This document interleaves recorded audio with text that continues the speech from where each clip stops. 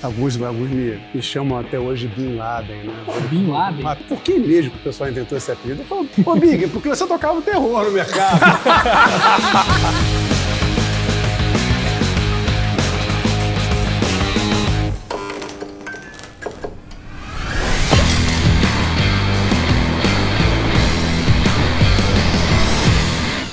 Fala galera, começando mais um episódio aqui do Tchado é Tchado, nosso especial de final de ano do Stock Pickers.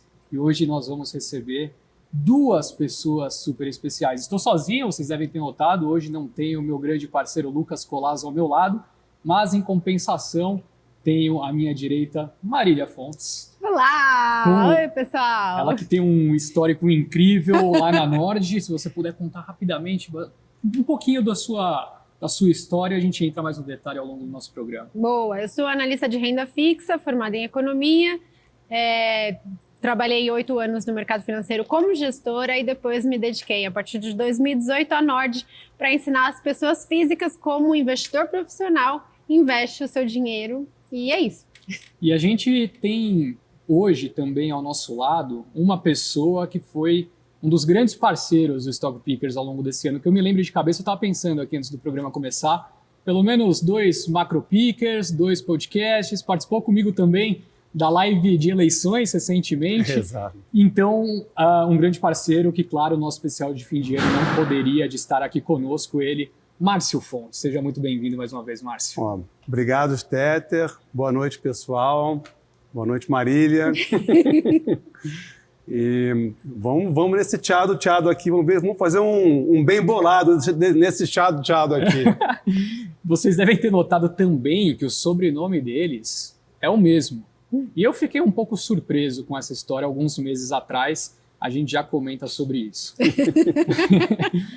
Não poderia também deixar de mencionar que a gente está aqui hoje no Motirô Bar, um grande parceiro que cedeu o espaço, está até trazendo, né, alguns drinks, já estou tomando meu whisky sour, foi embora, por isso que eu já vou até chamar um outro, por sinal, a Marília também. Eu acho que ele veio muito pequeno, né? Então acho que foi esse o problema. O problema é a quantidade. Se puder mandar pra gente mais um whisky sour, uma casa fenomenal que é parceira também do Stock Pickers aqui no Itaim. Claro que se você quiser passar o seu happy hour perto da região, você vai ser muito bem recebido aqui no Motirô. Melhor happy hour do condado, né? É o melhor do condado. Já tive o prazer de vir aqui de final de semana, na quinta-feira. Tá sempre cheio, rolando a pagodeira forte. Até estranho tá aqui hoje sem ninguém perto da gente. Bom, pessoal, vamos começar o nosso programa, então. Eu citei logo no início que o sobrenome de vocês é o mesmo. E eu descobri que vocês são casados há pouco tempo atrás. Eu fiquei bem surpreso, estava vendo meus stories, o Márcio lá na Grécia, eis que aparece a Marília do lado. Grécia. Na Grécia, por sinal. Então eu queria começar falando um pouco sobre isso. Quando foi que vocês se conheceram? Quando que vocês casaram, né? Enfim, desde quando vem esse relacionamento? Pois é, eu conheci o Márcio porque eu trabalhei com o Márcio na Mauá. Foi assim que eu o conheci. O Márcio era head da Mauá e eu comecei a trabalhar lá com cupom cambial. Na verdade, eu vim da Secular, né? O Márcio também veio da Secular, e depois, quando fundiu a Mauá com a Secular, ele foi ser head da Mauá e eu fui trabalhar não exatamente com ele, mas com o head de cupom cambial. Eu tinha minha carteira de cupom cambial e o Márcio era head do fundo como um todo. E aí que a gente se conheceu e depois eu saí da carteira de cupom cambial e fui para a carteira de renda fixa e aí trabalhei com o Márcio. Então, e quando que foi mais ou menos isso daí? Isso foi em 2011, 12, né? E você me confidencializou que vocês casaram em 2015. Em 2015 a gente casou, em 2014 a gente ficou noivo, então demorou. Quando eu trabalhava com o Márcio, eu tinha medo do Márcio. Não era uma coisa assim, uma relação íntima, entendeu? Porque ele é um chefe assim bem rígido, ele é o estado da arte lá da gestão e com toda a responsabilidade que lhe cabe, né? Ele sempre exige muito das pessoas que trabalham com ele. Então eu tinha muito aquele tato de não posso errar, sabe? De estar aprendendo. Então eu não, naquela época eu não o conheci como eu conheço hoje, né? Naquela época a gente tinha uma distância segura e eu tinha um certo receio, assim. Pô, interessante demais. E Conhecer o meu lado mal, né? Ah, claro. O lado perfeccionista, né? Não é à toa que Exatamente. o Azarhead tá com essa performance em 2022, não é à toa. O cara tem que... Pra você ser bom, você tem que ser um pouco chato, né? E eu acho assim, tem Difícil. gente que trabalha no mercado financeiro e não gosta de um chefe que pega bastante no pé. Eu sou o oposto. Ele foi, honestamente, quem me transformou, assim, quem me pulou de nível. Porque você pode passar anos e anos com uma pessoa do seu lado que não te ensina nada, não compartilha, e aí você vai ficar lá, a vida vai ser boa, vai ter churrasco, vai ter happy hour, mas você não vai mudar de nível. Não, ele mudou de patamar. É assim, olha, aqui não pode errar, aqui tem isso que tem que acontecer. Tudo que ele me perguntava eu tinha que saber naquele segundo, e ele era bem crica com tudo que eu tinha que saber.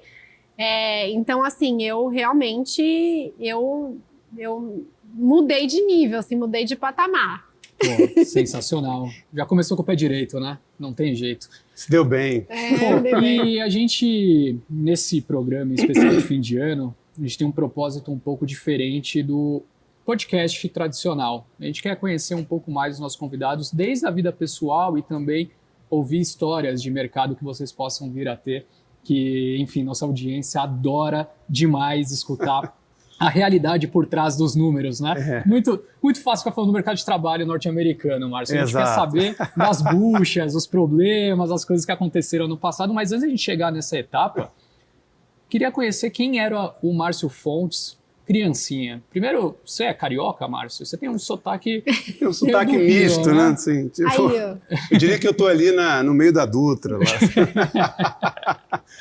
É assim, quem é de São Paulo identifica que eu não sou de São Paulo. E se eu vou para o Rio hoje, as pessoas falam, pô, mas você não é daqui também? Então eu não sou de lugar mais nenhum. Mas eu nasci no Rio, né? Zona Sul do Rio mesmo. Eu morava lá no Jardim Botânico, ali do lado da Lagoa.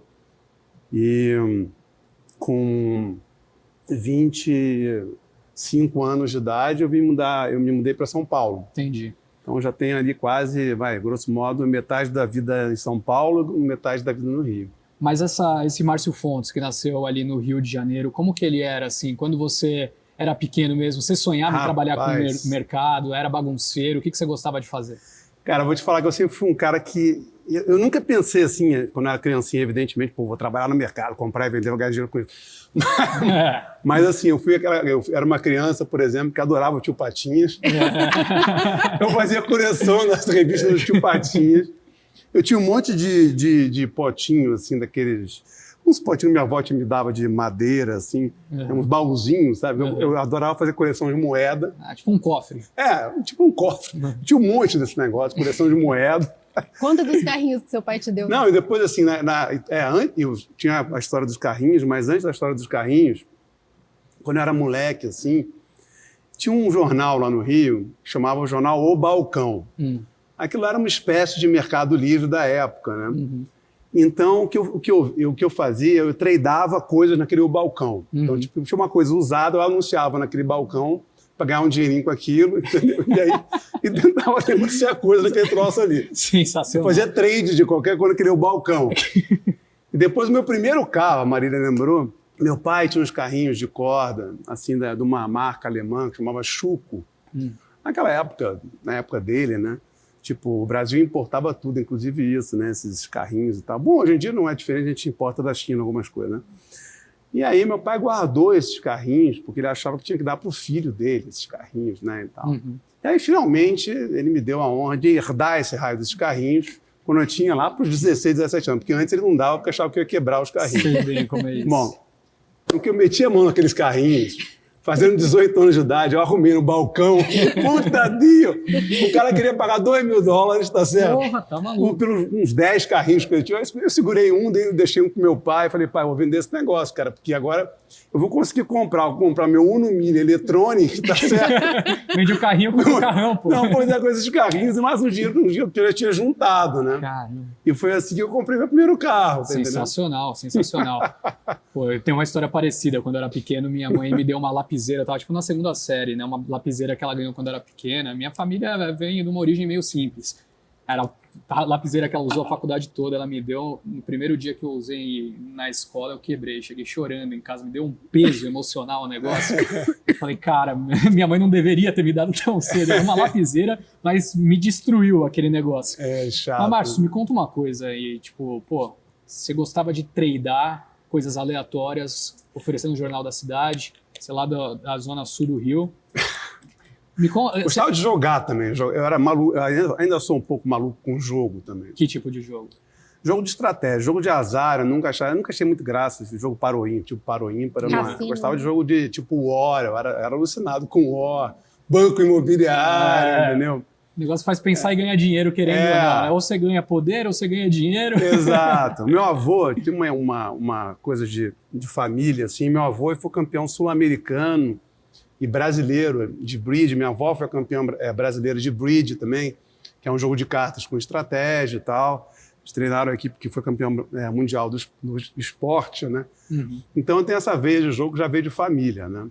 Perfeito. Eu acho que o mercado financeiro é um pouco isso, a mistura de jogo de estratégia com um pouco de gente que gosta de matemática. Tem um outro avô que era matemático. Ah, pô. Escreveu vários livros de matemática. Então eu acho que foi a fusão dessas coisas todas. O gênio ajudou e ele é também. muito competitivo também. E fora isso, eu até hoje não sei perder direito, não mas... sabe perder. Já estou melhor do que no ano passado. Você tem todos os requisitos que um gestor precisa ter desde pequeno. Ou uma herança genética, alguma coisa nesse sentido. Exatamente. Vem um monte de coisa, né? Foi engraçado que uma das coisas que eu acho que ligou a gente, né, é que a gente jogava muito junto. E aí isso começou a evoluir para outras coisas. Então, tipo, a gente gostava muito de jogar e eu lembro uma das primeiras vezes que a gente jogou, eu ganhei dele, aí ele ficou puto comigo. Eu sabia que ele ia falar isso. Eu ganhei dele, é o prazer dela, né? Aí eu falei assim, ué, mas calma, isso é só um jogo. E aí eu falei assim, esse cara é competitivo. Gente competitiva, é complicado. E é um jogar Paroímpar aqui, se eu perder, eu vou ficar puto. É um problema isso, porque ele sempre perde. Bom, e aí, herdada essa herança genética, já a sua ânsia de ganhar dinheiro de alguma maneira, quando você pensou, preciso estudar, fazer uma faculdade aqui, você partiu para que lado? Você se formou em economia ou não? Não, eu sempre fui um cara assim que... Você é engenheiro, não é? Sou engenheiro, sou filho da PUC do Rio, né? Filho da PUC. Filho da PUC do Rio. Não, assim, eu sempre fui um cara que, de certa forma, até hoje, né?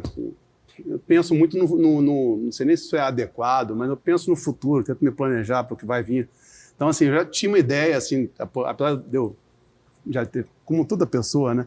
Eu fiz muita besteira quando era adolescente, mas essa coisa de, estudar, de estar ali, ter o foco ali um pouco nessa parte, eu sempre tive, porque eu pensei que, poxa, eu acho que... É o que eu falo para minha filha hoje, eu falo, cara, a minha filha tem uma filha de 16, fala, de agora até você entrar na faculdade é um investimento, né? Putz, você entrar numa boa faculdade é crítico para a tua vida como um todo, né? Então você investe aí 2 anos para, cara, você vai se beneficiar 50 anos disso, né? Sim. Porque a gente já seleciona para trabalhar numa instituição de ponta, às vezes uma pessoa que vem de uma faculdade de ponta, etc. Uhum. Enfim, mas o meu pai era engenheiro, né?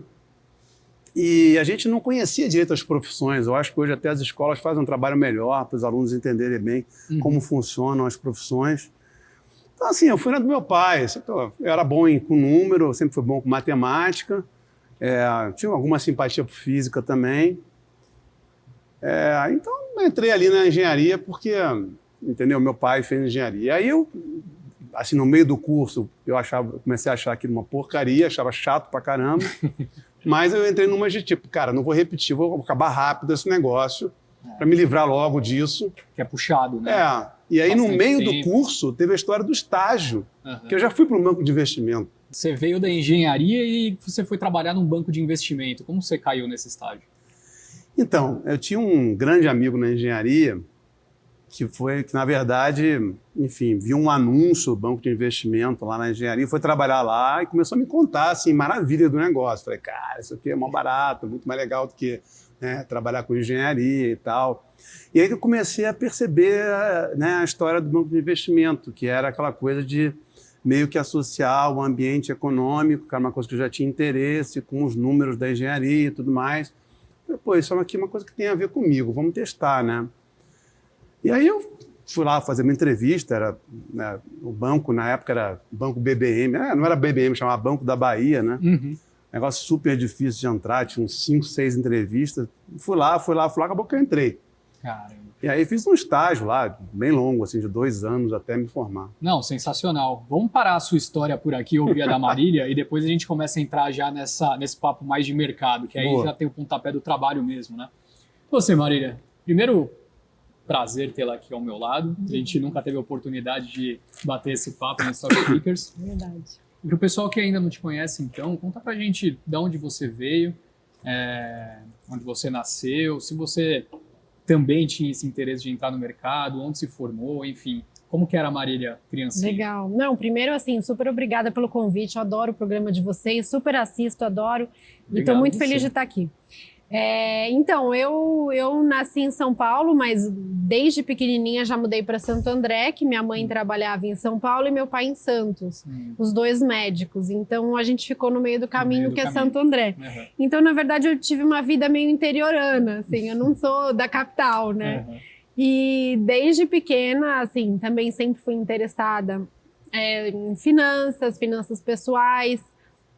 Chegou um dado momento que eu li O Pai Rico, Pai Pobre e fiquei alucinada. Eu devorei o livro em um dia, assim. Isso eu daí, falei, com quantos anos? eu tinha uns 12 anos, eu era mesmo? nova, Caramba. Eu era bem nova e olhando, não lembro como eu descobri o livro, mas eu descobri, fui lá, comprei, devorei em um dia.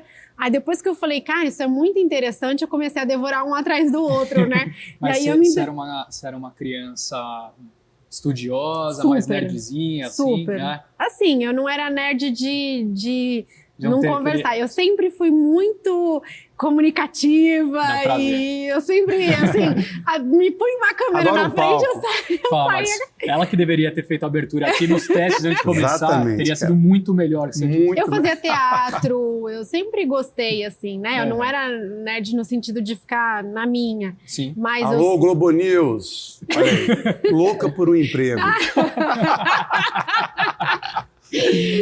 Mas assim, eu sempre gostei de me comunicar e tal, mas eu também sempre fui muito estudiosa. Eu achava isso importante, eu gostava. Nas minhas férias eu resolvia problema de matemática, porque eu tava com saudades. Então, assim, eu sempre tive essa coisa. E eu nunca soube o que eu ia fazer, não tinha nem ideia, nem sabia o que era economia, porque meus pais eram médicos, então acho que é um pouco do que o Márcio falou, assim, a gente não sabe, hoje em dia se entende muito mais das profissões, mas na minha época não existia economia. Uhum. Então, quando eu fui pro curso, na verdade, pro 3º ano, eu tinha um professor de matemática que falou para mim, por que você não dá uma olhada em economia? E aí, na minha época, também estava muito na moda fazer teste vocacional. Uhum. E eu fiz um teste vocacional e deu economia, direito e jornalismo. Aí eu falei, cara, interessante, né? Realmente. Aí eu falei, direito deve ser chato, né? Porque tem muita coisa para você decorar e tal, não sou boa. Jornalismo e economia, eu fiquei meio assim. E acabei decidindo por economia, prestei economia. No 3º colegial não passei. Eu vinha de Santo André, assim, minhas escolas não eram tão boas, né? Talvez seja por isso que eu ia também. Mas aí depois eu fiz o cursinho e no cursinho eu me apaixonei perdidamente pelas matérias de História e Geografia. Uhum. E aí eu tive a confirmação de que eu queria mesmo fazer economia. Prestei economia, passei no INSPER. No primeiro dia de aula, na minha primeira aula de microeconomia, eu lembro como se fosse hoje, eu lembro a aula de cabo a rabo. A minha primeira aula de microeconomia, eu lembro o meu professor, eu lembro a aula, eu lembro tudo que ele falou, porque naquele instante, assim, é como se abrisse um tubo, assim, de energia e de iluminação, assim, que eu falei assim, cara, isso foi feito para mim, isso faz todo sentido para mim. E, assim, é incrível como meio que do nada, assim, eu passei a minha vida inteira não sabendo o que eu queria fazer e no final eu acho que eu acertei. No primeiro dia foi e eu fui me apaixonando pela faculdade até que eu cheguei em macroeconomia. Aí foi o auge da minha paixão louca. E aí eu falei, cara, macroeconomia, você começa a entender a relação das coisas. Total, né? Total. Como que um aumento de inflação dá em aumento de juro e isso causa isso e aquilo. Aí você se sente poderoso, porque você fala, peraí, se eu entendo a relação entre as coisas, eu começo a poder prever. E aí explode a sua mente, você fala, caramba, isso é muito legal. E aí que eu conheci o mercado financeiro. Então, assim, é um jeito de usar as suas previsões econômicas de um jeito que você consiga ganhar dinheiro. Claro.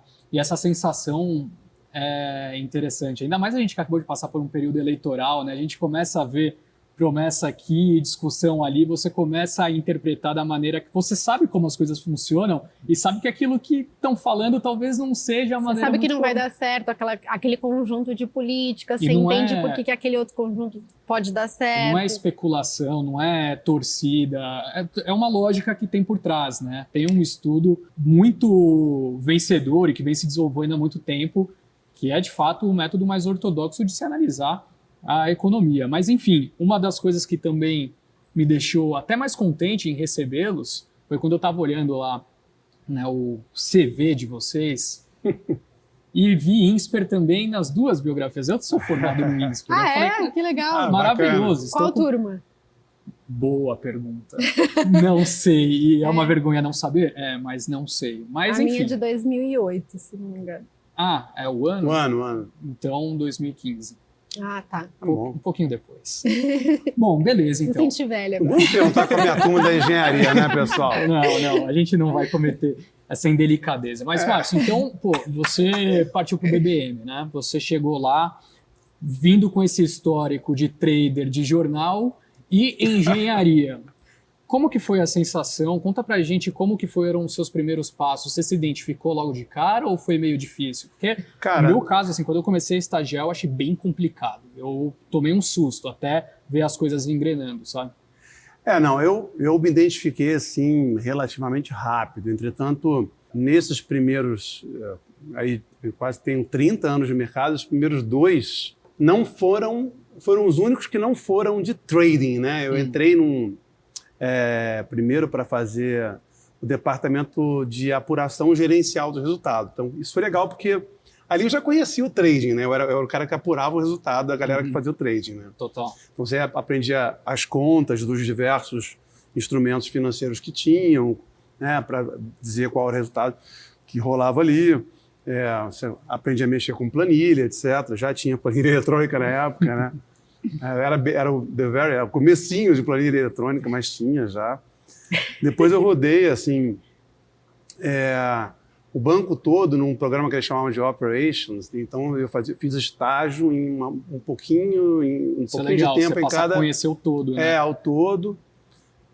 E também, um pouco, acho que não sei se foi antes do Operations. Não, foi antes do Operations, eu trabalhei na área de Corporate Finance, que era de captação de recursos externos e para financiar o banco, etc. Então, também já tinha um contato ali, de alguma sorte, né, parecido com essa história do trade. Né?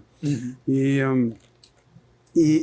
eu resolvi sair do BBM, que era uma puta instituição até hoje, né?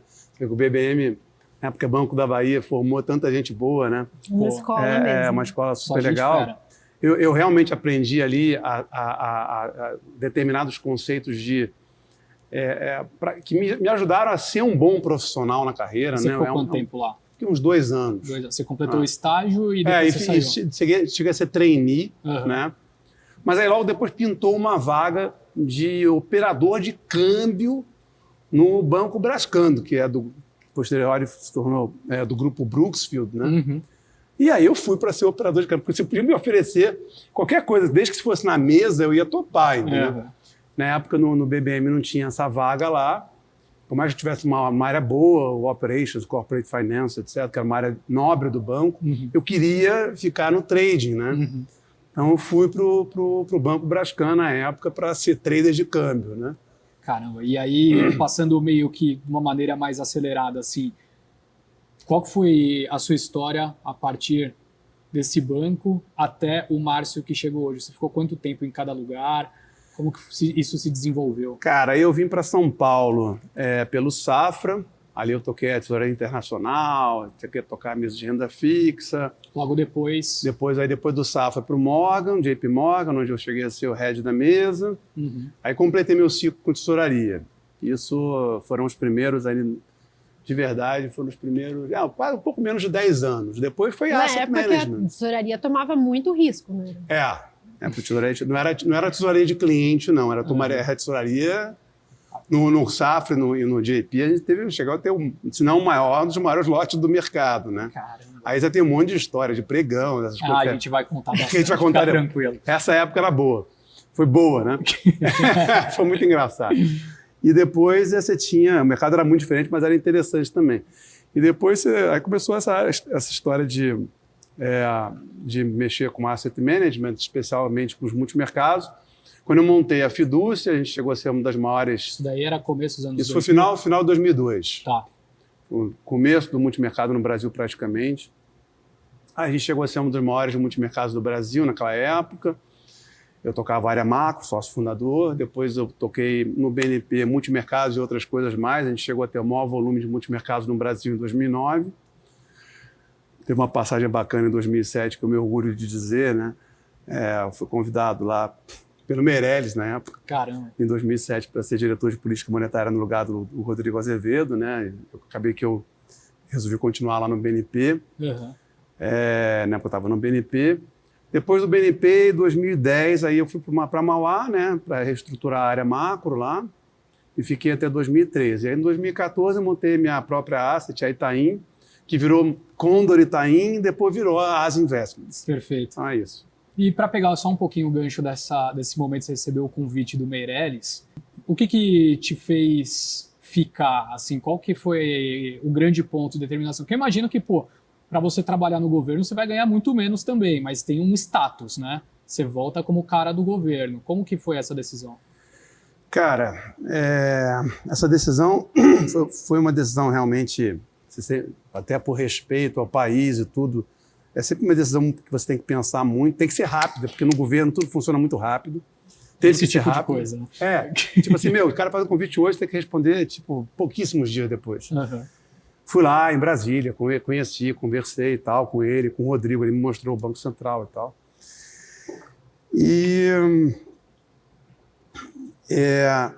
aí eu pensei, né, quer dizer, primeiro que eu sou um cara muito de família, sabe? Minha filha mais velha na época, tinha acabado de nascer. Nasceu no meio de 2006, a gente estava falando no começo de 2007. Eu falei assim, poxa, ficar em 2 dias em Brasília com a minha filha aqui em São Paulo, eu não ia me sentir bem com isso, uma coisa que eu não ia me sentir muito bem.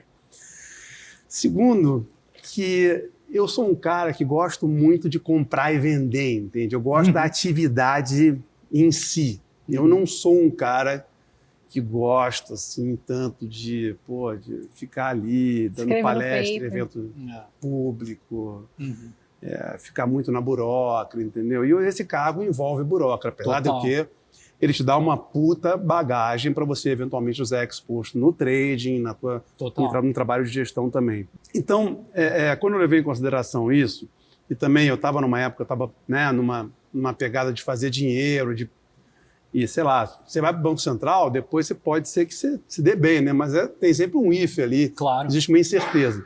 E aí, quando eu meio que pensando, botando isso tudo na mesa, eu falei, cara, eu acho que não é para mim.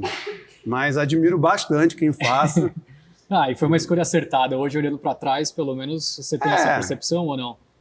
Eu acho que esse foi o meu caminho, entende? Eu acho que tem gente que passou pelo Banco Central e também, hoje em dia, o próprio Rodrigo, né, são caras maravilhosos, excelentes gestores, o Armínio, o Rodrigo, o Luiz Fernando. Mas, assim, eu acho que não era a minha pegada. Sei lá, eu acho que cada um tem que fazer o que realmente gosta.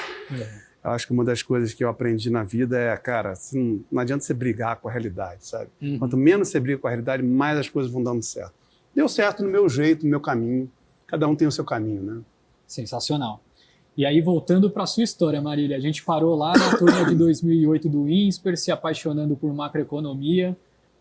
Como que você ingressou no mercado? Eu não sei se o INSPER naquela época era assim, mas no meu caso eu só podia estagiar no último ano. Era Com assim certeza, também, né? sim. Só podia estagiar no último ano. E na minha época, não sei como era a sua época, mas estava muito na moda aquelas entrevistas tipo quantas bolas de golfe cabem nesse ambiente. Uhum. E aí eu falei assim, cara, eu vou falhar monstruosamente, porque não sei, não vou saber. Márcio é engenheiro, ele já começa a pensar, né? Bom, aqui tem tantos metros quadrados, já vai fazendo as contas de cabeça.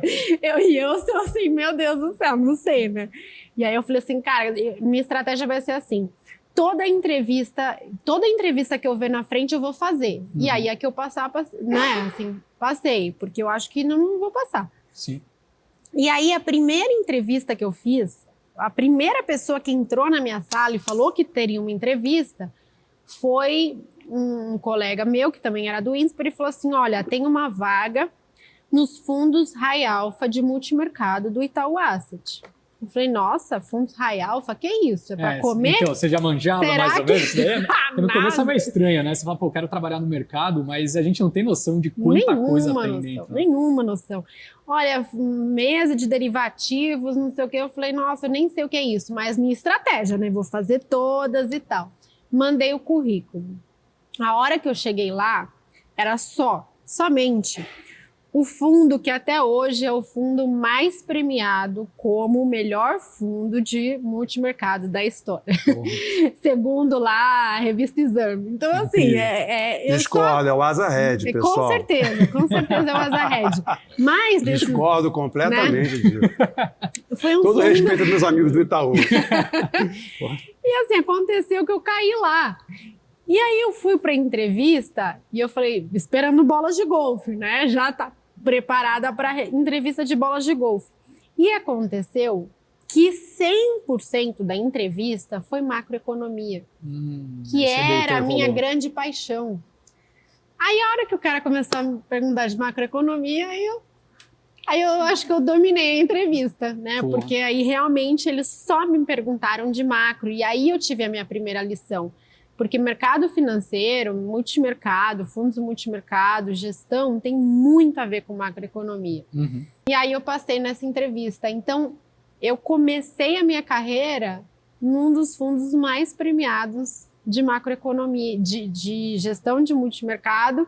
E lá, realmente, eu aprendi muito. Porque, assim, até hoje eu tenho contato com os meus chefes. Foram incríveis, inclusive o grupo que está agora na Genoa, né? O Emerson, o Raduan, o Siniscalchi. E tive contato com esse grupo, que é um grupo totalmente fora, assim, também da linha. E eles me ensinaram os meus primeiros passos, né? E é aquela coisa, ambiente super rígido. E você tem que se destacar. E eu era a única mulher da mesa. Então, isso também foi uma questão lá, porque na minha época, tinha bullying, tinha todo aquele ambiente... Era o mercado financeiro raiz que o pessoal fala. Exatamente, né? Era o mercado financeiro raiz, e aí, assim, tinha muita mulher que entrava, mas que realmente falava, não, isso não é pra mim, né? Assustava e tal. E eu não, eu falei, cara, isso aqui, eu tô apaixonada por isso, tô louca, alucinada. Agora eu juntei a macroeconomia, que era a minha grande paixão, com ganhar dinheiro. Então, peraí, isso aqui é especial, nada pode quebrar isso aqui. E aí eu comecei na mesa de operação de um fundo multimercado. E você ficou lá por quanto tempo? Eu fiquei lá 1 ano e pouco.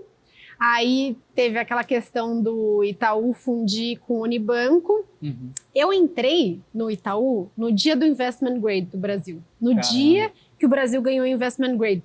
E eu lembro de estacionar o meu carro no estacionamento do Itaú, ouvindo o Manteiga falar junto com o Lula que o Brasil tinha ganhado o Investment Grade, todo mundo comemorando, eu escutando a CBN. E aí eu subi, a hora que eu subi para o meu floor, tava todo mundo assim, abrindo champanhe, comemorando porque eles estavam comprados em bolsa. Então, bons assim, tempos do investment trade, né? Exato. Antes que não voltam mais. Eu não sei, rapaz. Tá difícil, viu? Mas foi engraçado, porque assim, eu peguei o auge da bolsa. Eu peguei, assim, o ponto de máximo, porque dali pra frente eu só peguei crise. Logo depois foi a crise da Cristo subprime. voando, né, na The Economist. Exatamente, eu peguei, assim, o auge. O dia do investment grade foi o high da bolsa. Cara, Quer dizer, você não dá muita Em sorte, 2008. então, né? Não, eu fui forjada no bear market. É o contrário do pé de coelho, é isso? Exato. Depois veio a crise da subprime e eu lembro do... Como é que era o nome dele? Acho que era... Você sabe quem é? Depois ele foi para o UBS, enfim. Era o nosso diretor. Korchak? Korchak. O Korchak, assim, também era um cara, assim, né, super sereno, assim, todo mundo respeitava ele. E eu lembro dele sair da sala dele no dia que o Congresso estava votando o debt ceiling, né, estendeu o debt ceiling, e a primeira votação foi contra. Eles perderam. E o mercado desabou. Eu lembro do Korchak saindo da sala dele, sentando do meu lado, porque era o único lugar vazio, e assistindo assim, ó. E aquele clima de velório completo no O floor mercado tem tanta história inteiro. boa, né, cara? Eu me lembro dos aviãozinhos batendo nas torres gêmeas, o nego achando que era sacanagem no começo. Putz. Não era nada aquele negócio. É, A gente foi descobrindo que era uma coisa assim, não diferente era que estava fake acontecendo. news. Não era fake news. essa é uma história boa pra gente contar também. Mas só pra gente entender, então, como você chegou até o momento atual, você chegou a fundar a Nord, toda essa história bonita que o pessoal conhece, mas esse meio tempo como que foi? Então, aí eu fiquei no Itaú Asset, aí depois o Itaú, no meio da crise, o Itaú fundiu com o Unibanco e eles suspenderam as contratações. E aí, na época, eu era muito metida, né? E aí eu falei assim, não, eu não vou continuar aqui como estagiária, eu quero ser contratada. E aí eu fui... E aí eles falaram assim, tá bom, então eu vou te ajudar. E aí eles me ajudaram me recomendando para a Secular. E aí eu entrei na Secular, 6 meses depois a Secular fundiu com a Mauá, e aí eu fui para a Mauá. Passei 5 anos na Mauá, comecei como gestora de cupom cambial, depois fui para a mesa de renda fixa, e aí depois eles me deram mais liberdade para eu tradear um pouco do que eu quisesse. E aí depois fui para a Condor, passei mais 2 anos na Condor aí só como trader de renda fixa. E aí, em 2016, fui para Empíricos, e aí para montar a área de renda fixa na Empíricos, mas aí já como analista. E aí, passei 2 anos na Empíricos e fundei a Nord. Perfeito, sensacional. Bom, então, uma baita história dos dois. Agora vamos escutar um pouquinho das histórias de mercado, aquelas que realmente o pessoal... não tem muita ideia de como acontecem nos bastidores, ainda mais no caso do Márcio, tem algumas histórias um pouquinho mais antigas. E a gente sabe que as regras não eram muito as mesmas, a assimetria de formação talvez, né, fosse maior. Então, Márcio, quando você olha para o seu histórico, o que vem na sua cabeça assim quando o pessoal te fala, conta uma história boa aí pra gente. Quando você pensa, negócio mais diferente em relação ao que a gente tem hoje em dia, porque você passou por grandes instituições e, como você disse lá atrás, né, você tinha o poder da decisão no mercado ali, você tinha, de fato, o poder do dinheiro, dependendo do lugar que você estava, né? Do lote, o poder do lote. Como que era nessa época? Cara, as pessoas vão até... Alguns me chamam até hoje de Bin Laden, né? Bin Laden? Um apelido meio esquisito. Eu perguntei até pro meu operador de pegar o cara que ficava muito comigo lá. Mas por que mesmo que o pessoal inventou esse apelido? Ele falou, eles me chamam de Big Boss, né? Big, porque você tocava terror no mercado. Eu falei, então tá bom, vamos lá contar então que negócio... Então assim, Bin Laden, contextualizando, na época do Safra, do JP e tal, a gente tinha um dos maiores lotes do mercado. Acho que no JP a gente chegou até o maior lote. Não, chegou não. Com certeza era o maior lote do mercado de juros, principalmente, que era um mercado que eu gostava muito de fazer. E naquela época, você não tinha ainda essas coisas que a BMF, o pessoal inventou, de spoofing, não sei o que e tal. O mercado era mais selvagem, né? Você tinha um lote grande e você ganhava dinheiro um pouco puxando o mercado para um lado ou para o outro, né? Você tendo lote, né, você consegue... o número de players não era tão grande, a gente não tinha tantos estrangeiros na bolsa. Então, você meio que tinha outros elementos que você tinha que prestar atenção. Então, você conseguia entender quais eram os principais players. A gente fazia um trabalho de entender qual era o lote que esses caras tinham máximo para operar num dia, né? por onde eles operavam, quais eram as corretoras que eles usavam, né? Então, no final das contas, você mapeava o mercado. Era uma coisa assim, no mercado pequeno, que você conseguia mapear o que cada um estava fazendo. Então, assim, você ganhava dinheiro não somente entendendo a macroeconomia, né? Mas também entendendo aquele quadrado ali. Até hoje tem um pouco isso, mas assim, ali era crítico você fazer. Acho que você hoje ter eles essa chamam leitura. isso de tape reading, não é? Perfeito. Então você, tipo assim, por exemplo, a gente teve um dia que, né, 2001, a Argentina achavam que a Argentina ia tava para quebrar e tal. Aí teve um evento Desde lá. 2001 tava bom, pra quebrar, esse papo já tem há muito tempo. A Argentina, nossos irmãos estão ali entre idas e vindas com a falência há muito tempo, né? E aí, enfim, eu já estava com um call de que aquilo estava super no preço e tal. Veio um evento, acho que na época, não sei, acho que foi um plano econômico novo lá, o negócio não quebrou e tal. Ou quebrou, fizeram uma reestruturação, mas enfim, algo que eu achava que estava já no preço. E a gente começou a negociar os contratos de juros, na época eram de PU, então você comprava PU, você aplicava juro, né? Já no que a gente chamava de por fora, que era assim, o pregão não começava, digamos, às 9 horas, às 8 horas, nas corretoras, já tinham mini pregões rolando, entendeu? Então você já negociava os contratos nessas corretoras. E aí eu tinha um mau lote no mercado, eu comecei a comprar o pré, quer dizer, achar que aquilo lá estava mais que no preço, contra basicamente o mercado todo. Então, os principais players estavam na ponta contrária à minha. Eu falei, cara, já está todo mundo se protegendo para esse evento, vai dar ruim para os caras. Aí abriu o mercado e eu, tipo assim, como mau lote, também você tenta entender o operador tal no pregão, opera para aquele banco, o outro opera para aquele outro banco. E eu identificando, né? O mercado não conseguia piorar, eu tinha anestesiado o mercado com o meu lote, já na abertura. Era o meu lote contra todo mundo, era eu contra a Rapa. Eu falei, cara, você tem que ficar igual, você tem que ficar bem tranquilo aqui. Mas é a responsa? Você não ficava meio assustado com isso? Cara, eu acho que a resposta... resposta... Era bom, ou era... Não, assim, eu lidava bem com isso. Eu tinha jeito para lidar com isso. Não consegue lidar com Não é todo mundo. Eu tinha uma não lote... é todo mundo. Mas esse já vai assim, você acerta 1, 2, 3, 10... já tem também um background, umas costas que tem na sua instituição, que o pessoal confia no seu trabalho, e aí isso vira um ciclo virtuoso, né? Aí eu vi, olha só, espera aqui, ó, tem esse cara aqui que foi contra mim no pregão lá da corretora, tá saindo, ela tá comprando. Comprando o DI, né, aplicando a taxa na mesma direção que eu estava. Então, o meu lote, vamos dizer assim, eu tinha 6 mil lotes, que eram 6 firmes, um firme era 10 mil lotes. E saiu, sei lá, 80 mil lotes, perdão, tinha 60 mil lotes para operar 6 firmes, né? Tinha saído no pregão das corretoras 80 mil lotes, né? Então, assim, 60% dos negócios que tinham... 60 não, 6 sobre 8. Né? Até mais, 80, sei lá, por cento do negócio, quase tudo, era eu contra o resto. Então, bastava ficar quieto. Os caras estavam achando que o mercado ia piorar na abertura, não piorou. E começou a melhorar, assim, zerando. Eu falei, olha, eu falava para o meu operador, olha, esse cara está saindo aqui, o Deutsche Bank saindo. O cara começou a melhorar. Daqui a pouco o BTG saindo, que na época era Pactual, o Pactual saindo, não sei o quê.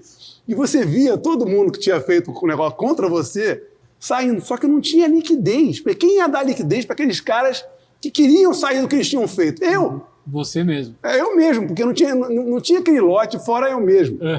Então, o que eu deixei? Eu dei, deixa rolar. Cara, lá para as 11 da manhã eu tinha feito alguns milhões de dólares. Assim, isso em 2001 é muito dinheiro. Você via a galera se enforcando. Zerei em cima de todo mundo. Falei, acabou aqui, ó, toma para vocês o lote. Zerei e fui comer um pão de queijo, tomar um café no posto de gasolina. Acabou, fiz o dia. Não, fiz o dia não, ali eu fiz um mês, cara. Fiz um mês uma manhã. Caramba, então, sensacional. Esse dia eu não me esqueço, foi muito legal. Sensacional. Foi muito legal. Marília, com você, assim, claro que o mercado não era igual é hoje, mas também acredito que um pouco mais normal dos padrões que a gente está acostumado em relação ao que o Márcio pegou ali atrás, né?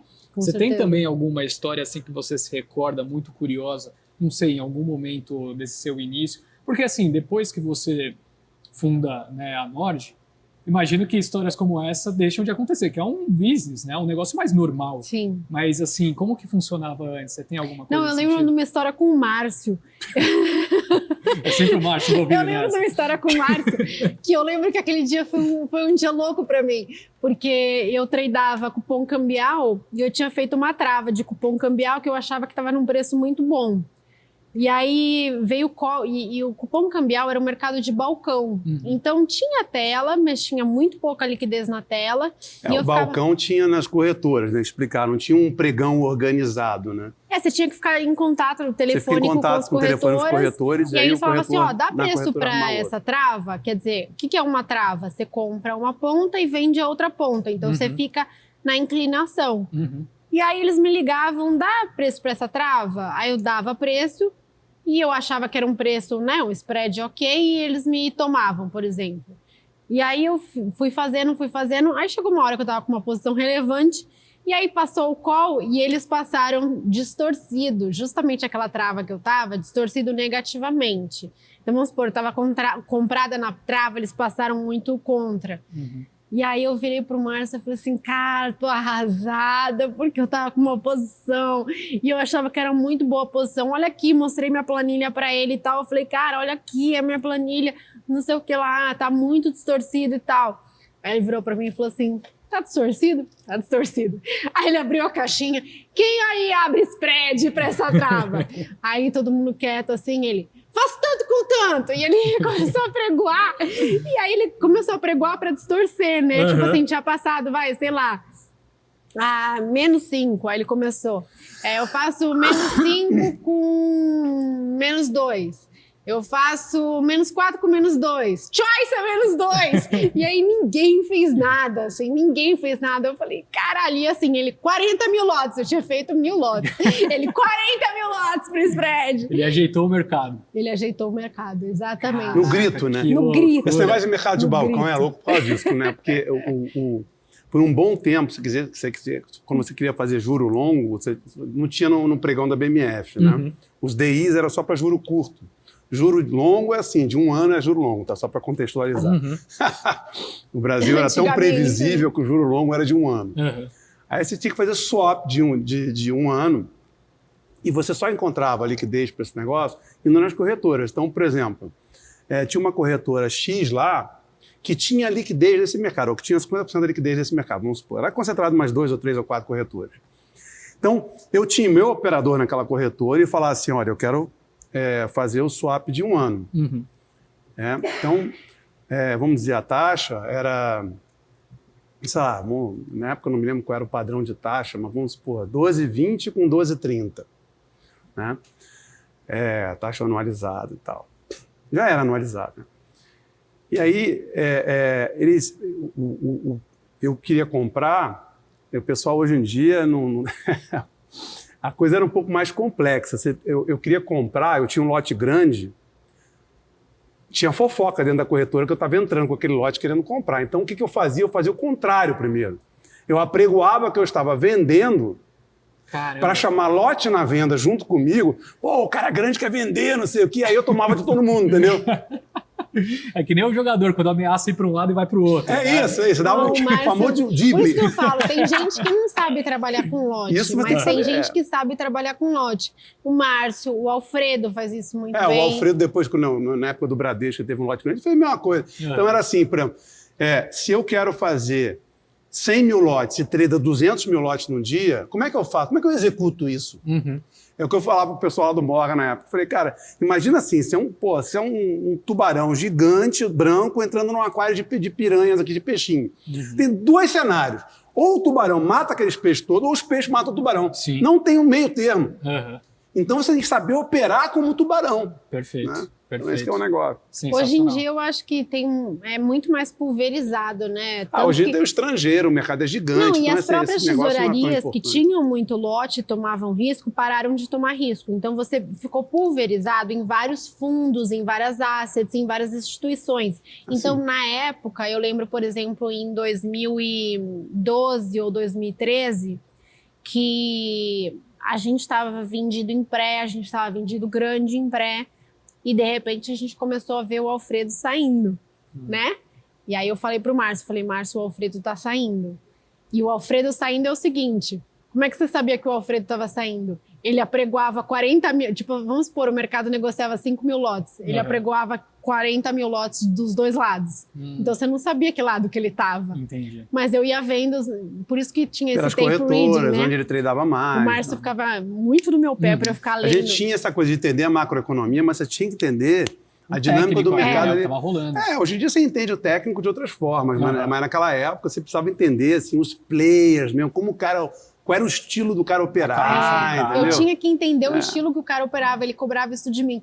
E é muito engraçado esse diferencial era um grande diferencial na época. Eu chegava no final do dia, eu tava com dor de cabeça, porque cada lote que saía... A gente tinha que anotar. Anota tudo que sai, quem fez, por quê. Nossa. Tenta mapear o mercado, tenta dizer quem... Chega uma hora que isso aí já não perdeu a importância depois de uns anos, porque aí o mercado, né, com a democratização financeira, quer dizer, os lotes, o risco do mercado estava concentrado em alguns bancos, passou a estar, como a Marília falou, em diversos fundos, tanto aqui quanto lá fora, entrou o estrangeiro aqui também, então ficou impossível de você mapear. Sim.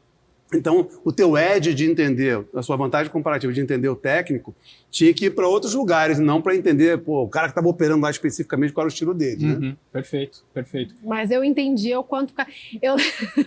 Se era um gringo, eu sabia como o gringo operava. Se era o Bradesco, eu sabia como o Alfredo operava. Se era o BTG, eu sabia como o BTG operava. Então, assim, puxa, você não tem noção quanto eu ralei. E para entender como que você fazia, qual que era o segredo? Você ficava 24 horas vendo cada lote que padrão, saía, cada lote que saía. Conhecer as pessoas. Mas você sabia as corretoras, por exemplo, o cara do BTG, ele opera principalmente pelo BTG e por mais uma ou duas. O Bradesco, ele opera principalmente pelo Bradesco e mais uma ou duas. Então, assim, tinha uns padrões. Mas era osso. Imagino que... E aí a gente viu o Bradesco saindo, a gente falou assim, vamos conversar sobre sair. E aí a gente até saiu da posição na época. Então, assim, na época... Você sabe, se um cara grande vai... Até hoje tem um pouco isso, só que a gente não consegue mais ver tão facilmente. Né? Se um cara grande vai sair do mercado, naquela época ele saía do mercado, o mercado ficava algum tempo estragado por causa daquela posição. Então, bagunçado, por mais que você achava que fosse para a direita, o cara estava indo para a esquerda, você esperava o cara acabar de ir para a esquerda para depois ir para a direita, certo? Perfeito, perfeito. E até nessa linha, eu imagino que, você deve ter observado o quanto você foi responsável por grandes movimentações em alguns momentos do mercado, né? Você deu alguns exemplos. Eu me lembro que a minha primeira experiência foi o que, mesmo no estágio que eu não era muito chegado, foi o que me fez gostar da área de research. Eu lembro que ali em 2018, eu cometi um erro, eu percebi só depois. Quando eu falei a minha turma, eu falei a turma que eu entrei, não a turma que eu saí do INSPER. Nossa, então eu tô mais velha ainda. Pois é, então faça umas contas. Gente, eu sou adolescente. Tá? Quando eu tava eu estagiei no Bank of America, né? Eu lembro quando eu tava lá, eu estagiei no setor de bebidas, alimentos e agronegócio, de Equity Research. E naquela altura, deu pra... A gente foi... O primeiro banco a perceber um movimento que estava acontecendo na China foi aquela African Swine Fever, quando teve a febre suína africana, que matou muito porco. Foi 50% do que tinha de porco na China foi morto por conta disso. E a gente foi o primeiro banco aqui no Brasil, e se não me engano, um dos primeiros bancos do mundo a fazer a conta de quanto isso seria importante para a relação, para a dinâmica de oferta e demanda global. Né? A China é super importante nesse sentido. E eu lembro que a gente soltou um relatório, eu vi no dia que a gente soltou o relatório, o JBS subindo tipo 15%, BRF, e foi aí que eu achei da hora. Eu falei, faz preço, né? Fazer preço é um negócio muito legal, né? Quando foi a primeira sensação que vocês tiveram assim de algum trade? Às vezes não até mesmo fazer preço, mas aquela primeira sensação de prazer, assim, vocês têm uma recordação que você viu o padrão acontecer, movimentou muito dinheiro e no fim das contas você estava certo quanto a isso? Vocês têm alguma lembrança? De repente não o primeiro, mas o que mais traz essa recordação? Eu particularmente nunca tive esse poder, digamos assim, o Márcio muito mais. Agora, eu fazendo research, eu tenho que tomar muito cuidado com isso, porque as coisas que a gente fala fazem preço, né? Quando você atinge muita pessoa física, você acaba fazendo preço, principalmente em small caps e tal. Então, na verdade, a minha preocupação é a oposta. Mas tem uma coisa que a gente viveu junto, que um movimento macro, por exemplo, desculpe te interromper, porque até uma coisa que você viveu, você vai lembrar e vai gostar de lembrar. 2011, 12, a gente percebeu, né, o viés desenvolvimentista nas políticas lá da Dilma, na época, né, e a forçação de barra que ela estava fazendo no Banco Central, né? Com Tombini, então, né? a gente percebeu ali que o Banco Central estava a fim de fazer uma virada para baixo nos juros. A expectativa de inflação estava subindo e eles estavam caindo no Selic. É tipo o que o Erdogan está fazendo na Turquia. Foi uma virada que teve em 2000. Então, quando tem a coisa mais heterodoxa assim, a gente... É uma maneira de você pode pegar um movimento grande também, porque você fala assim, esse cara vai querer fazer isso independente da economia. Uhum. Então, de certa forma, até dá um grip maior para o trade, né? Porque, independente do que aconteça, o cara vai fazer ali. Sim. Então, a gente, na época, a gente já foi super bem sucedido. A gente foi o maior player do mercado de juro curto. De IDI. Não, em 2011, verdade, de IDI. Verdade.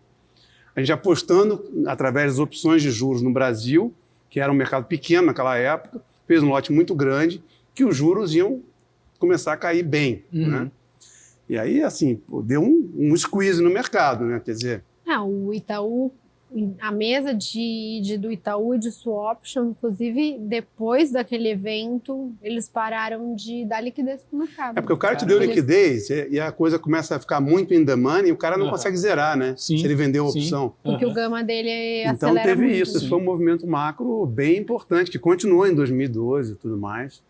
E é engraçado, porque a gente olhava os players, o que eles estavam fazendo, a gente fez um trabalho super legal, a gente, né, ficava olhando cada coisa. Mas no caso ali, eu acho que foi ver o movimento macro. Você, como trader, acompanhava o que os traders estavam fazendo. Mas ele perguntou, ver uma coisa macro acontecendo, uma coisa macro errada, mas era uma coisa macro, tá certo? Sim, claro. Esse foi um dos vários episódios que a gente você vê uma política errada que está acontecendo, você também antecipa o que vai acontecer lá na frente. Então, se você percebe que o Banco Central não está controlando a inflação... Se bobear, é até mais fácil de entender o que vai acontecer lá na frente, né? Mas qual o macro de médio prazo, na medida em que você vai ficando mais maduro, também você vai... exige um pouco mais de maturidade. Esse negócio do juro americano, por exemplo, é uma das coisas que eu me orgulho muito, sinceramente. Então, você estava contando pra gente antes de começar, né? Conta pra galera que está nos acompanhando como foi que você começou a operar isso, o que era e como você começou a operar. Não, assim, eu comecei a operar juro americano mesmo. Não, perdão, você está falando... Lá atrás, mas estou falando esse recente. O recente. Queria ouvir sua história daquele que você me contou agora há pouco ali atrás, quando você começou a operar. Então, eu vim para São Paulo para trabalhar no Safra, né, em 1997, né, e assim, me contrataram pelo seguinte, o banco, na época os bancos aqui no Brasil captavam dinheiro lá fora, né, para financiar, tipo, crédito aqui dentro e tal, e eram operações que estavam atreladas a juros pré-fixados ou juros float, né, em juros pós-fixados. Uhum. E aí, na época, o banco o Safra tinha um passivo grande, né, de bilhões de dólares com isso, nessas operações.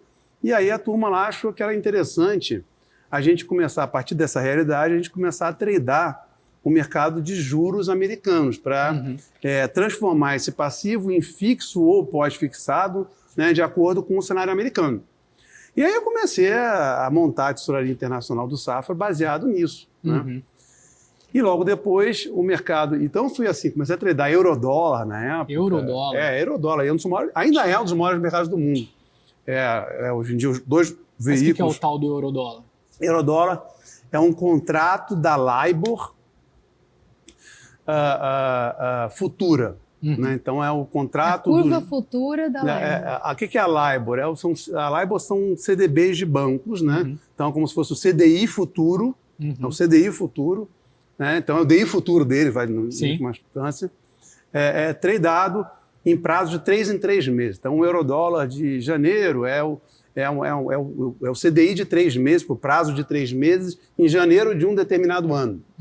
E aí você vai fazendo esse negócio, aprendi a tradar isso, opções de eurodólar, um monte de coisa de eurodólar. O Brasil nem sabia direito. Aqui no Brasil ninguém tinha ideia do que era juro americano. Né? Não tinha essa ligação do Brasil com o mundo. Quando eu fui escalado para ser o cara que tocou a mesa de renda fixa do Safra, eu já tinha esse background de juro americano.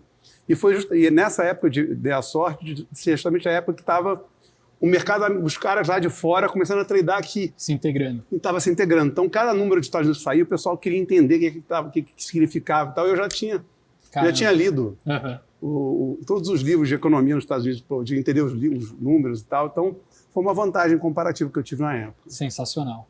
E, infelizmente, o nosso programa é mais curto do Tchada Tchada, então eu queria adiantar um pouco a discussão e trazer um pouco para a mesa de volta essa relação que vocês possuem como casados e também, naturalmente, relacionando ao mercado. Então, eu preparei algumas perguntas, vou começar fazendo uma para Marília. Marília, no estilo do ping-pong, sabe, Márcio? Aquele negócio de respostas rápidas. Boa, vamos lá. Marília Gabriela. Pois é. Em que situação conjugal o Márcio merece tomar um resgate? Olha aí, hein? Saia justa total. Saia justa. Tava muito fácil. Tava muito fácil. Não, o Márcio, ele é workaholic, né? Então, ele se dedica muito ao trabalho. E eu fico com boa parte das crianças, né? Então, nessa parte, ele tomou um resgate. Muito bom. Então, acho que isso até já responde um pouco da próxima pergunta que eu tenho, que é a seguinte. Em noite de super quarta, vocês conseguem sair para jantar ou pedem um delivery? Cara, a gente sai para jantar depois. A gente costuma jantar fora. Quase todos os dias a gente vai para jantar fora. É mesmo? Quase todos os dias. A gente acha que... É isso, eu acho que o casal tem que ter o tempo dele, né? Eu tenho 5 filhos, só para contextualizar, pessoal. Então, tem a hora que o casal tem que ficar ali. E vocês trabalham em lugares diferentes, é óbvio, mas, assim, como que funciona, né, esse momento junto também? Vocês acabam trazendo muita discussão de trabalho para a mesa ou vocês tentam separar um pouco isso? Não separa nada. Nada? Olha, eu vou te falar que nosso café da manhã é mercado, nosso jantar é mercado. Jantar é mercado. Não, a gente mistura tudo. A gente mistura tudo porque ele é muito workaholic e eu também sou, assim, apaixonada, alucinada por mercado. Então, assim, é um prazer pra gente falar sobre mercado. E eu procuro também, nessa hora do jantar, eu procuro perguntar para ele o que ele acha de questões a respeito do meu trabalho e ele também a respeito do trabalho dele.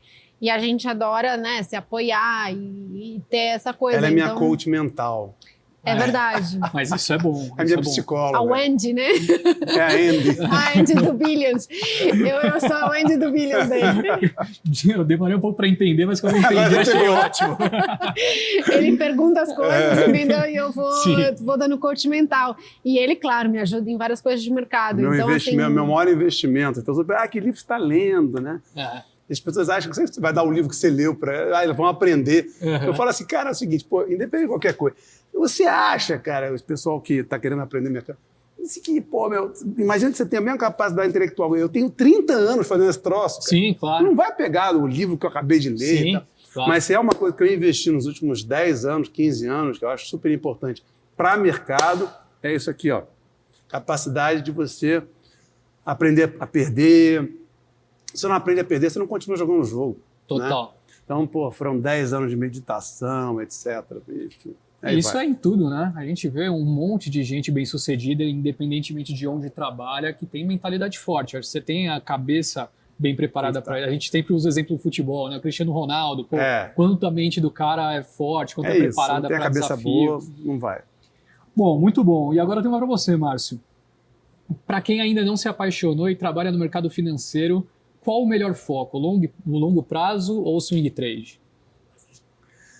Cara, eu acho que tem sempre assim, o cara que gosta de gin tônica e o cara que gosta de cervejinha pilsen, né? Então não tem muito não tem assim... um padrão? Eu acho que, cara, é questão de preferência, né? Eu já fiz os dois. Eu gostava desse negócio de trade de curto prazo quando eu conseguia manipular o mercado, porque aí era um trade de curto prazo que era uma cesta daquelas assim, né? Você ficava embaixo do garrafão, pegava a bola e botava, né? Desde que você soubesse mexer com lote grande, né? Que era um negócio. Só que aí eu queria levar em consideração um fator que eu estou perguntando mais na pegada de relacionamento. Swing trade ou long praia? Bom, eu esqueci que eu não estou nos toque Aí eu picas. mato ele. Eu esqueci que eu não estou nos toque, eu estou Mas no tchado. Não é você, é o seu conselho a quem está nos assistindo. Cara, eu gosto ó, não podia responder diferente, né? Mas eu sempre fui um cara de namorar, assim, eu gosto desse Longo game. prazo, Eu né? acho que você só consegue extrair, assim, realmente, o swing trade não te leva a determinadas fronteiras do que o longo prazo pode te levar, desde que bem construído. Perfeito. Né? Depende do momento também um pouco, né, da No pessoa. momento da vida né? também acho que a pessoa está ali mais no começo da vida, aí vai ter que dar uma girada mesmo, até para dizer, até que para que quando tiver mais gosta, velho, né? dizer assim, pô, eu não tô afim de voltar para aquela vida que eu já tive, né? Lógico.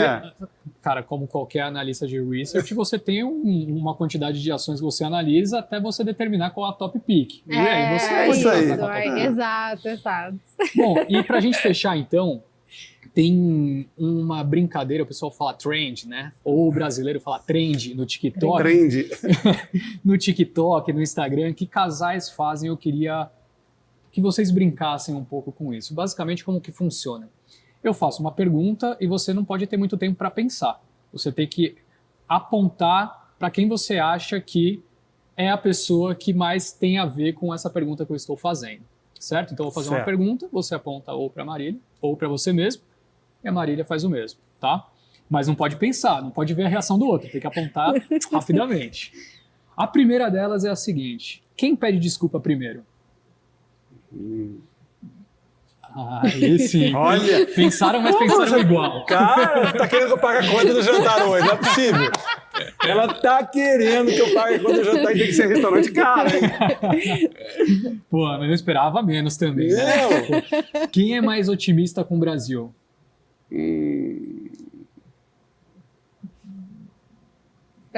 Não sei, eu acho. Ninguém, pelo visto. Eu acho assim, quanto mais jovem a pessoa, um pouco mais otimista, é normal. Você precisa. pode ser. O Brasil é aquela coisa medíocre. Então você vai vendo ano após ano a coisa, ou cada 5 anos a coisa voltar para o meio da mola que não quebra, mas também não vai para lugar nenhum. Sempre Eu vai acho pra que o algum tempo lugar. vai te deixando mais pessimista um pouco, vai. Perfeito. Terceira pergunta. Essa daqui também é capciosa. Quem é mais ciumento? Foi mais fácil, foi mais fácil. Quem ama mais a renda fixa? Quem o quê? Ama mais a renda fixa. Ah, Ih! o mercado de juros me fez, né, cara? Sei lá, nós dois acho que somos apaixonados, porque se é um mercado que eu gosto, o mercado que eu mais gosto é o de juros. É o de juros, é. né? Bom, e pra gente fechar, quem gosta mais de participar de lives? Eu imaginava que fosse essa resposta, por mais que o Márcio tenha participado de umas 23 Stock Pickers esse ano. Mas foi com É um muito enorme prazer participar nos Stock Pickers, Pô. mas a Marília é uma Ela tem o estrela dom. natural. Pra gente fechar, só queria que vocês então apresentassem para o pessoal como acompanha o trabalho de vocês, seja na Nord, seja na Asa, nas redes pessoais. Se quiser começar, Marília. Meu Instagram é Marília D. Fontes, Demudo, e super convido vocês a conhecer o meu trabalho. Pessoal, obrigado aí pela audiência, né? Obrigado, Stetter, aí, por ter me convidado mais uma Imagina. vez. Um prazer estar com vocês aqui. Eu digo que eu sou o gestor 3.0, que o negócio é esse. É o gestor que tenta interagir com o seu cliente final através das redes, né? Então, assim, a minha rede principal, em que eu procuro passar um pouco como eu estou vendo o cenário, dar um certo feedback de como o fundo está se posicionando e tal, é no Insta, né? Eu tenho Márcio C de casa, Fontes, tudo junto, _ né? Pro. Então, Márcio C Fontes Pro, tá bom? Boa. Maravilha, então, pessoal. É assim que a gente fecha mais um episódio do Tchado é Tchado. Espero que você esteja aproveitando as suas férias e quando você menos esperar, estaremos de volta. Valeu, pessoal. Até mais. Um abraço.